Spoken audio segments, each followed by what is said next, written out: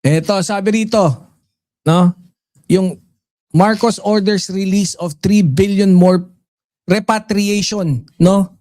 Sa of OFW from Middle East, patungkol pa rin to dun sa gera. Yan, napakaganda niyan, di ba? Kasi, wait nga. Sa inyo, ano natin? Kasi nagano pa rin tayo eh. Kahit tapos na or tumila ng panandalian yung gera, ito pa rin yung ating Pangulo, no, yung mga gustong ma-repatriate, no, pinagbibigyan pa rin ng pansin. 'Di ba? Ayan no, naglabas na ng dagdag na 3 billion para sa mga OFW sa Middle East. Good news 'yan, 'di ba? Hindi pinapabayaan. Dagdag pondo para maiuwing ligtas yung mga OFW, mga kababayan natin. Umaksyon na si PBBM agad, no? Reintegration at repatriation ng OFW, no? Sa na may dagdag na pondo. 3 billion. Oh, sige, yung mga gustong umuwi. 'Di ba? Nung gustong-gusto niyo na umuwi eh. Oh, ngayon uwian na. Sige. Alam niyo ba yung mga umuwi nung last time, gusto ulit bumalik. Pero panay ang bash nila kayo sa pamahalaan natin noon. Tapos ngayon gusto bumalik. Anyways, di natin sila masisi.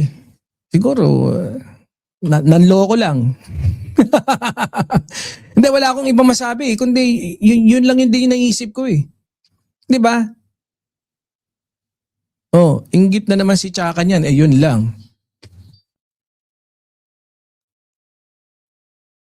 Mag-quiz tayo, no? Tingnan natin kung pwede tayo magpa-quiz. Sige, try natin mag-quiz ngayon, Ma'am Leonila. Good news to, di ba? Amid the growing tension dyan sa Middle East, yung administrasyon did not wait for a bigger crisis bago kumilos. No? As President, si PBBM mismo, inapprove na niya. Additional 3 billion for OFW repatriation and reintegration. The question now is not only how large the fund is, kundi ilang pamilyang Pilipino yung mabibigyan ng renewed hope at saka yung fresh start, di ba? Yun yung maganda ron eh. Yun yung maganda dun. Mga mandirigma, this is definitely good news. Dahil habang may mga bansa, they are worried about the worsening situation sa Middle East, ayan na si PBBM, nag-approve na additional 3 billion to help bring home and support our OFWs. Dun ayon sa balita, meron na tayong 10,000 Filipinos have already been safely brought home from the region. And this is where an important details comes in. This is even more important than emergency fund na ilang taong pinag-iipunan ng isang OFW para sa future ng kanyang pamilya. Kapag may crisis, hope alone is not enough. Kailangan may concrete action and fast response. Di ba, Mama Loves ng VMB family? Ayun.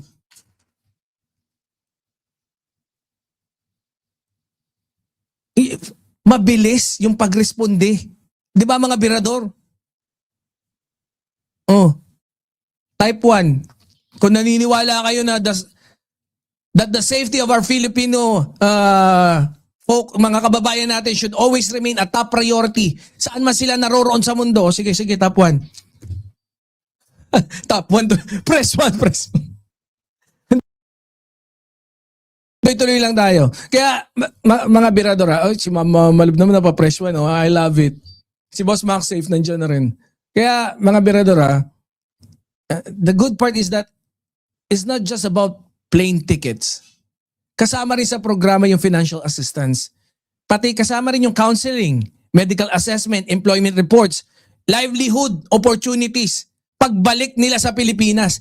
It's not just come home, kundi how do we help you restart your life? Thank you naman sa pag-press 1. Mamiyo, Boss Max Safe. Di ba? Kung pwede ka na mag-restart ulit.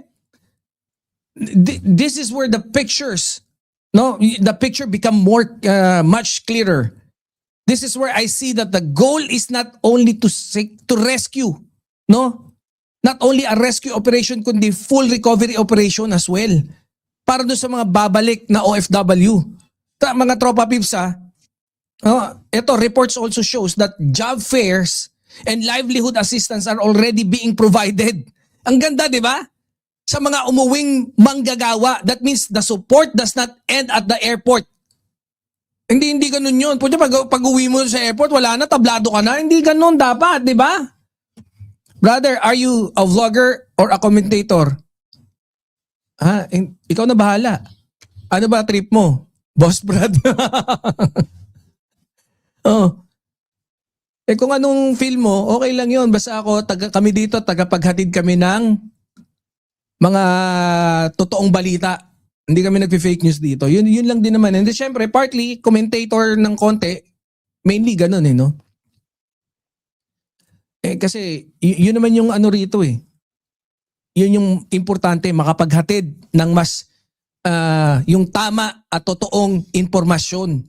No, diyan sa galawang politika tsaka yung mga balita sa bansa natin.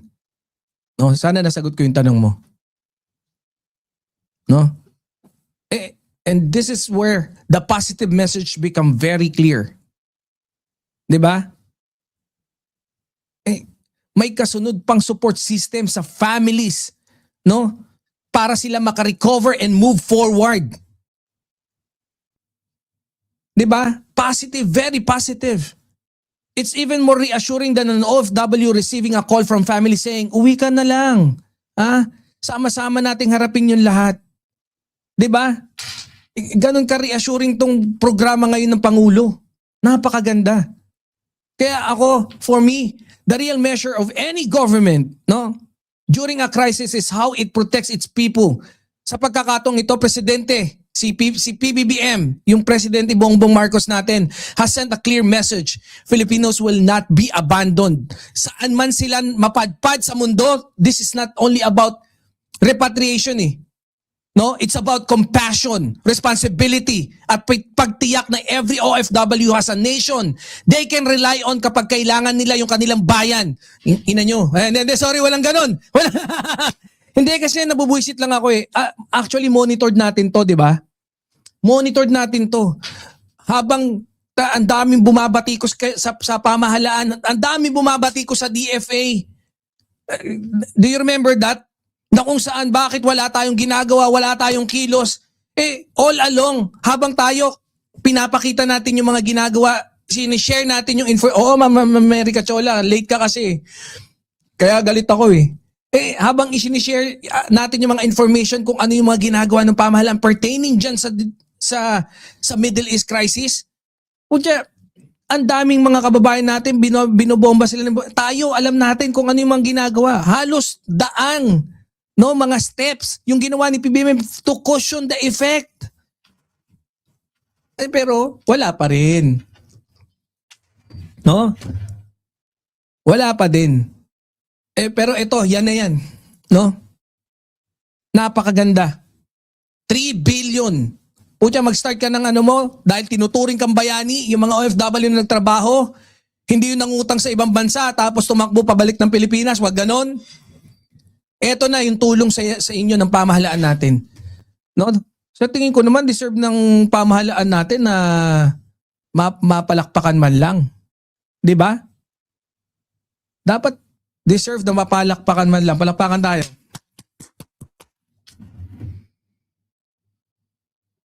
Hindi yung puro tayo kontra. Para tayong mga tae-tae, mga walang yung mga yan.